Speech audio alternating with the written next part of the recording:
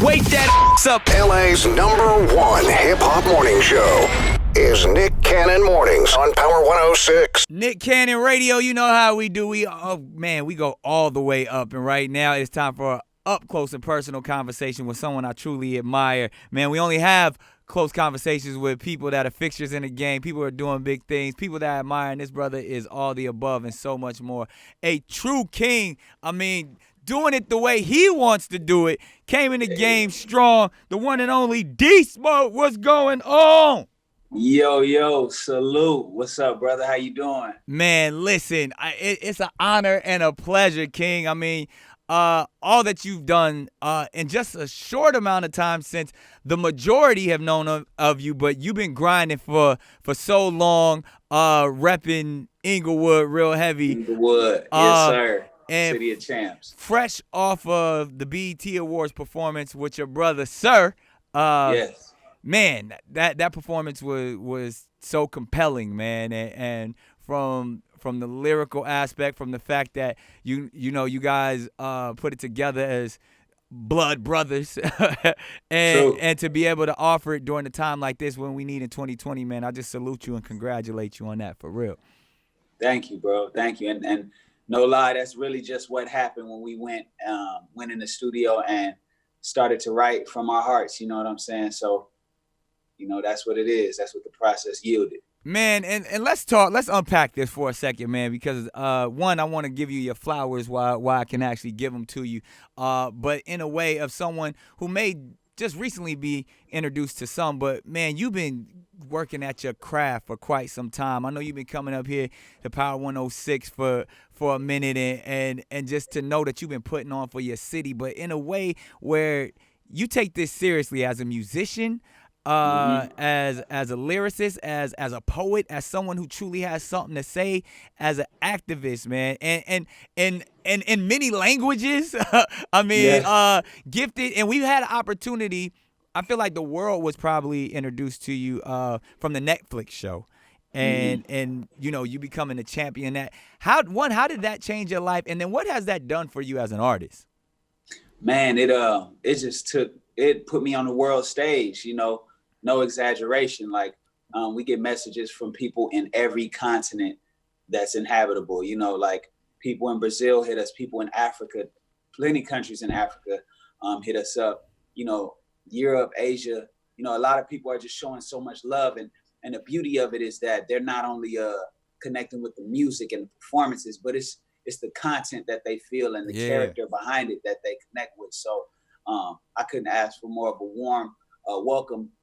Like you said, in my introduction to the world, prior to it though, I've been writing for, other artists, wrote, and I grew up, I played keys since I was like 6 years old. Yeah. So I started off on the writing and production side. And then, by the time I was like, all right, I want to take my artistry into my own hands. That's when I started developing my pen as a lyricist and pushing it that way. And, it's so many elements to the story. Now, and I've heard different elements to this story. One specifically from your brother before the Netflix show came out. He was actually up here promoting his music, and he was like, yo, my brother is the one that's a beast. You know what I mean? My brother is ill on the keys. And I was like, word? He's like, yeah, we was church boys from Inglewood making it happen. And then, I want to say days later, the show debuted, and I started following you. And it was funny because I was just like, yo, he kind of looked like Sir. And then I was like, as the journey, and I started to watch the show, I was like, oh, wow, that's crazy. And then that made me start rooting for you even more. And then for you to take it as far as you took it, man, and to see what you guys are doing, not just as a family, but as someone who I have to say is really kind of taking that baton for hip hop and true artistry and the West Coast and taking it to where it needs to be. I mean, obviously, we operating on that vibration that Kendrick has laid in such a major way. But for the West Coast to actually, at this point, saying some real stuff, talking, and I mean, and not just Kendrick, but I mean, like, we seeing it with YG, we seeing it in so many aspects. But to know that you have so much to say, man, why is this platform so prevalent right now? When you say this platform, are you referring to just hip hop in general? I mean, and your Oh, my the fact goodness. that you just ain't out here making a bunch of ass shaking music and all of that stuff. Like, why is it important for us to kind of have a message in our music right now? Absolutely. The world is watching. You know what I'm saying? And I believe, I don't believe in censoring people's true expression, right? So there's a place for everything in hip hop. If it's ass shaking, there's a place for that. Facts. You know what I'm saying? If it's gangbanging, there's a place for that because that's somebody's lived experience. Right. However, a lot of times, as soon as we start trying to be great and publicly and intentionally thoughtful, people are like, hey, hold on, chill out. You know what I'm saying? Or they're like, okay, there's only room for so many thoughtful artists in the game. Right. So, for example, if when mumble rap go big, you can have 13 different mumble rappers. Right. When thoughtful rap go big, they're like, oh, he wants to be this person or he trying to be that. No, I'm being myself, but you don't have the space to allow multiple people who have something to say, So, but it's important because we're living in a moment that we've never experienced. Yeah. Like we've been fighting for recognition, rights as Black people for so long, and finally the whole world is not just watching but behind us. You go out to the marches, they look like hip hop shows. Like a hip hop show is not predominantly Black, to keep it 100. Right. You know what I'm saying? It's some of everybody out there. So.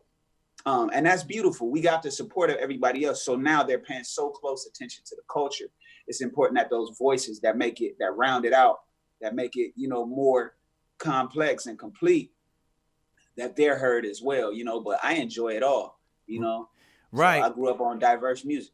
And speaking of the diversity, what's going on in the community as well as in the music, tell me, when was that moment when you decided, you know what, I'm going to be an artist that can relate on multiple levels, opposed to just being a cat rhyming about coming from Inglewood, or you like, when were you like, yo, I'm really going to step out here?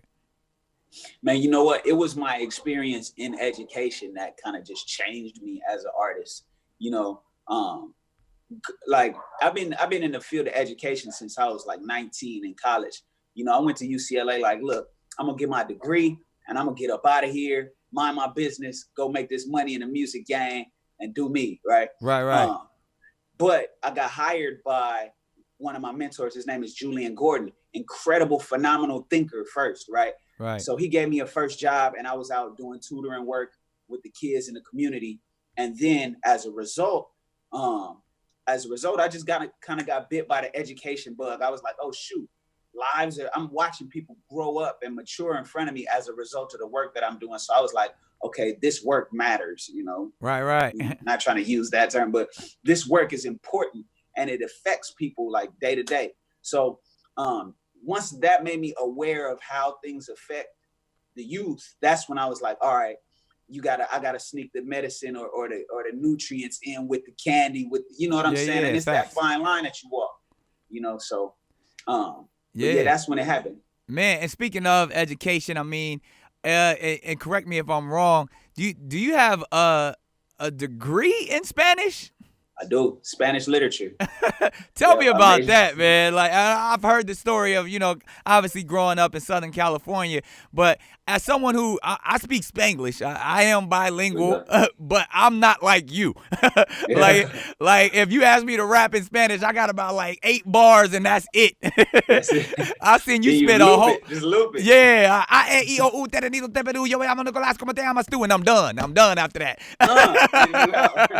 But you, man, I saw you like spit real-ish in a whole nother language. I don't think I've ever seen that, especially coming from a Black man, unless he was, Dominican or something like that. Right. But, man, you go hard in both languages. How did that happen?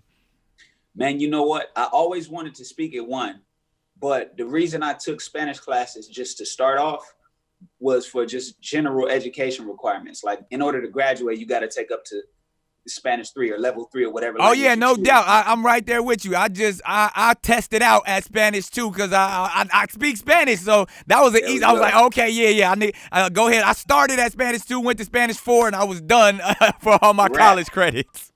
Exactly, right. So that's where I started. But I was getting so good that I was like, all right, let's take another one. Let's take another class. And I just kept taking them. Meanwhile, the major that I thought I wanted to do was just becoming less and less interesting to me, to the point where it reflected in my grades. Like, you know, I started off just because when I was a freshman, I was competitive by nature. So I would study my ass off just to compete. But then as I matured, it kind of became like, all right, what's important to me? Because I'm not just going to be studying for nothing. Plus, I was getting busier and busier. You know, I got signed to a publishing deal. So we writing songs and I'm teaching in the community. So it's like, I'm not just going to be in study groups for something that I don't see how it's connected to with what I'm doing. Right. So my grades dropped in the other major while they're still high in the Spanish. And at my second year, to keep it 100, I got a letter saying, oh, it looks like you're taking prereqs for the economics major. In case you were planning on it, you are not accepted to this major. Your grades aren't up to par. Meanwhile, I got straight A's in Spanish. Right. And I was already thinking like, all right, I might switch. And then I was like, well, I guess I'm going I to gotta switch. I gotta switch. So Facts. I switched over and then graduated with flying colors in the Spanish department. So that's where that switch happened. Man. Quick story. Taking it back. Before I went to college, I had an acting agent and a manager. Okay. Right, for acting. And they were sending me out on all kind of auditions and stuff. And I used to book a lot of like gangster roles and stuff, but they kept sending me on like Nickelodeon-esque stuff. And I'm a freshman in college and I'm telling them like, hey, look, I ain't got time to go out on stuff that I can't book. Like that ain't me. Right. And so I ended up being like, you know what? I don't want to do this no more. You know what I'm saying? For the time being, I'm gonna go to school. They was like, you crazy, you been booking.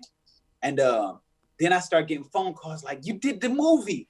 I was like, what movie? I ain't do no movie. You know what I'm saying? They was like, you did the movie with the drums, with the braids. It's you. I was like, that's not me, bro.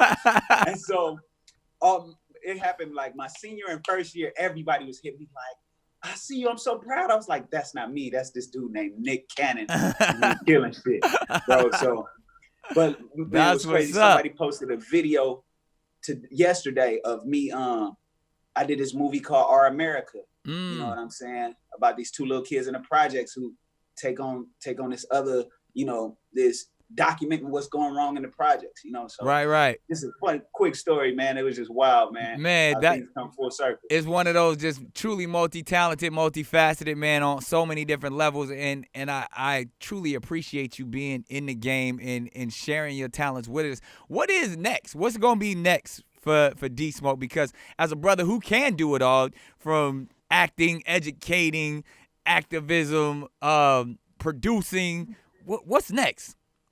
Well, the first order of business is to put out another project. I feel like I owe it to the fans and the public some depth of my catalog. You know what I'm saying? So continue putting out music. I got some work.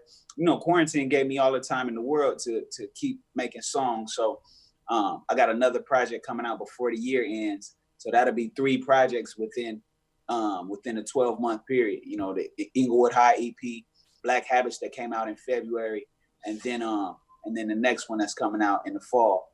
But then, within the next couple of years, people can expect a book. I wrote a novel while I was teaching, and then I'm still, running through it, adding some touches and things like that. But something exciting that I look forward to sharing. Yo, I salute you, man. We are definitely cut from the same cloth, from education to obviously I write novels as well, from being a musician, but somebody who really cares and has a compassion for their community. And you speak about what you've been doing during the quarantine, man. Speak just briefly on the state of the world today, man. Like, it's a paradigm shift clearly going on, and I hear you talk about a lot of spiritual things in your music, and I know you have a very spiritual background. Yeah. Tell me what's going on in the world from D Smoke's perspective. Well, from my perspective, it's a lot. I feel like there's some good and there's some things that we need to be mindful of in terms of our movement for Black people, right? We've always had a certain degree of opposition, people who have decided that are threatened by us thriving, right? So they try to keep us down. So it's important that we bring a lot of light to that struggle. So that's nice, that's beautiful. However, from a spiritual standpoint, like you said, I don't know that people are aware of the effects uh, of focusing on the negative, right? You know, I grew up in the church, so biblically, it's like focus on the dwell on the things that are good and positive and all that. You know, so I think spiritually, a dope practice is to, you know, remind yourself how beautiful, intelligent, bright, all of those things that you are. And I think it's more important now because people aren't even congregating. People aren't getting face-to-face word and music, you know, to practice their form of spirituality collectively, you know. So I think that's one thing that's happening that's really interesting. Yeah, that life and death are in the power of the tongue type of thing. You got to just speak the positive. Absolutely. And I also believe that all the measures that are put in place in order to quote unquote protect us from the pandemic, I don't think that they're scientifically backed. You know, so I think if we have a huge opportunity to focus on health, focus on immunity, focus on building your immune system, strong systems. Yeah. But instead, we've allowed it to become an opportunity to distance people from each other, instill fear, and limit people's businesses, you know what I'm saying? Yeah. So instead of building each other up and trying to figure out how to get the stronger immune system to fight viruses, we went and ran from it. They always said, like, if the world is drowning, you ain't teach nobody how to swim, you just ran for the hills. Exactly. Exactly. And that has a lot to do with the work you doing on the dock as well. You know what I'm saying? Yeah, facts. So that it's like our bodies, people forget like that we're beautifully made. That self-healing mechanisms, organisms. Yeah, healing mechanisms. Our body will beat most things short of toxic venom from a poisonous, you know what I'm saying? Right. Like we're designed to adapt and to build, but that's the paradigm that whoever they are, don't want people to adopt, because it's like you want people to believe that their health is in someone else's hands. Exactly. You know, so but yeah, man, you said a lot. You said a lot. I definitely salute it, man. And like you said, health and wellness is one of the practices that I try to put forth. And like you said, we not here to preach, but we are here to inspire, uplift, and enlighten where we can. So that's why we get into this segment on the show that we call the Firing Squad. Now, I know you can handle this. It's super easy. This is all we do. Each and every time I have somebody on the show that I feel like got something to offer, we throw some philosophical, psychological, and just fun questions at them and watch how they answer it. Now, you can do it rapidly if you wish, or you can take your time. There's no right or wrong answer for any of these. And we always started off with a psychological study that talks about love and fear. They say these are the only two real emotions, and every other emotion stems from either love or fear. And like the Italian philosopher Niccolo Machiavelli said, if you can't be loved, you might as well be feared. So when it comes to the energy that you operate in, love or fear, which one's more important to you? Love. But love with respect. Yeah, because I mean that's where the fear comes from. The reverence is respect. Right. But I think fear is an extreme that it's like respect minus like that the element of trust. Right. You kind of trust, you like love plus a little bit of fear is respect. right. Fear minus trust is just fear alone. You know what I'm saying? But even when it comes to like that, you know, like you said, fear is that like the fear of God is the reverence of God. The fact that, you know what I mean? Like I'm going to walk lightly amongst something around a greater power to understand. Right. So the humility actually has that, but it all depends. Like you said, you got to have a mixture. I think there's a healthy balance. Absolutely. Absolutely. I like that question though. Yeah. Now you always got to start it off that way. Now, speaking of fear, what's D Smoke's greatest fear? The thing you most scared of? Man, I don't even like saying it out loud. I feel like the universe hears it. You know what I'm saying? But I feel like the people who came before me should go before me. I don't want anything. I'm not scared of passing or dying or whatever. Right. But I'd never want my mom to experience that. And in the same sense, the people who came after me, like I would feel like I did something wrong if something happened to, you know, the younger people in my family. So There it is. Those are the things that I look at. Man, that's heavy right there. We're going to lighten it up. D-Smoke's favorite movie.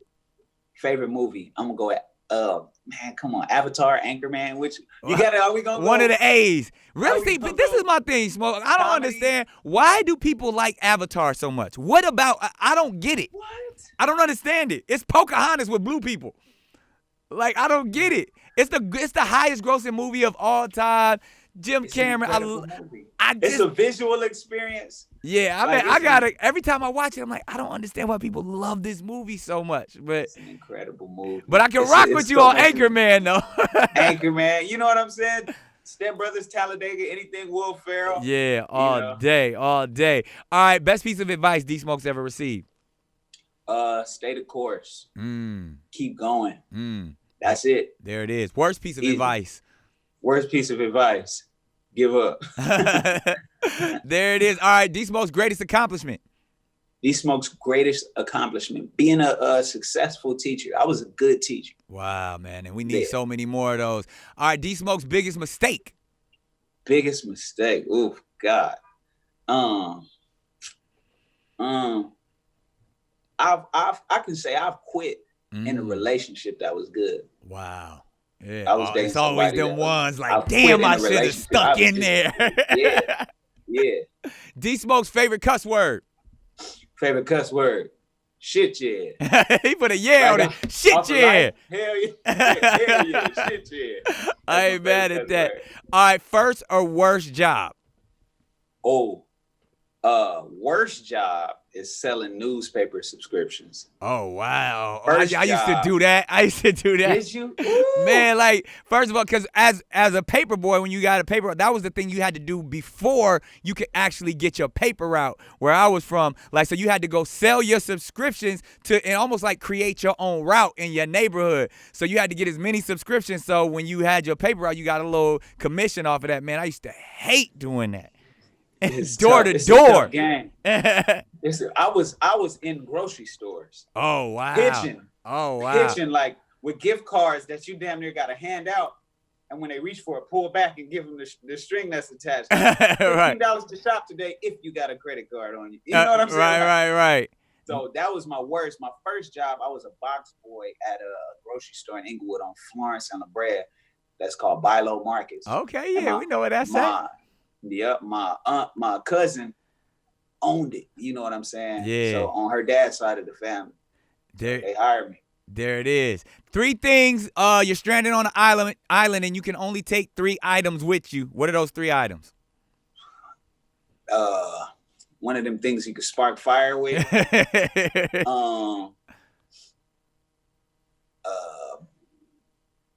A rifle. What you and shooting? Bullets. And bullets. And mad bullets. That's it. You sound like you trying to survive for real. I ain't mad at you. I'm trying, bro. Anything moving is food. There you have it. All right, D-Smoke's guilty pleasure. Guilty pleasure. I love peach cobbler. It's pretty fire. I ain't mad at that. Yeah, I'm gonna go with that. D-Smoke's most prized possession. That's a guilty pleasure too. Oh, you broke up real quick. Say that one more time. I said knockout videos on YouTube, like fight videos. I be watching that. Yeah, that why is that so entertaining to us? It's the inner animal in us, I guess. It's the inner warrior. Yes. The inner warrior for real. Yes. All right, so D-Smoke's most prized possession, something that you own that you cannot let go of or that you hold great pride in. I have a piano at my house. That's pretty prized possession to me. That's powerful. So, yeah, I'm gonna go with my piano. Yeah, fellow pianist. I'm rocking with you on that. Now, all right, one album that you can listen to for the rest of your life. If you can't listen to nothing else, just this album. What is that? Songs in the Key of Life by Stevie Wonder. Stevie Wonder. There it is. There it is. That was one of mine too. It was either that one or Biggie's Life After Death. I feel like that's the greatest hip-hop album ever created because it has the most songs with the most hits and tells the most stories from one of our greatest storytellers. There we go. I was going to go either Stevie, because if you said rap albums or just albums. Yeah. I was gonna go Stevie, or I was gonna go Outkast, ATA. Ooh, that's up there too. That's definitely up there for me. And since we talking about it, we might as well get to it. D Smoke's top 5. Now you can answer this however you want. You can do top 5 MCs or top 5 artists that have inspired you. It's up to you. Oh, okay. I'm gonna go Andre 3000. Of course. I appreciate you giving me artists, because I'm gonna put Stevie in there. There it is. Andre 3000, Stevie, Corrupt. Woo! Heavy. A lot of people don't give him his lyrical props. What? And then I'm gonna switch it up. I'm gonna say Timbaland. Just because, and this is not lyrical, but just on the production tip, I was just like, as a kid, it was so inspiring to listen to him. Yeah, and he came with his own sound and still consistently banging on them all the way from the 90s. There's very few who've been able to do that. Absolutely. One more. So I got, and did I say Jay-Z already? You didn't. Jay. Yeah. There it is. That is quite the eclectic top 5, from producers to artists. To like you put, when you put Stevie in there, man, it's just like it's unstoppable. But then of course 3000, Jay-Z, I love it. That's honorable mention. Honorable mention is Fred Hammond. Gotta throw some gospel in there. Wow. Shouts out to Fred doing it for the D one time. I love that. All right, man. We always ask this in the top 5, and clearly you are one who is building a legacy. Truly gonna be iconic with your work. I can't wait to see so much more come from you. I mean, that Let Go joint is bananas, but I know there's gonna be so many more offerings. Like you said, 3 projects in a year? Mm-hmm. Man, that's remarkable. So I always ask this. I always end the firing squad off this way. When it's all said and done, what's the one word that will best describe D Smoke? Different. There it is, ladies and gentlemen. He said it. You heard it. It's been an up close and personal conversation with the one and only different D Smoke. Appreciate Smoke. you. Yeah, it's that different smoke right there.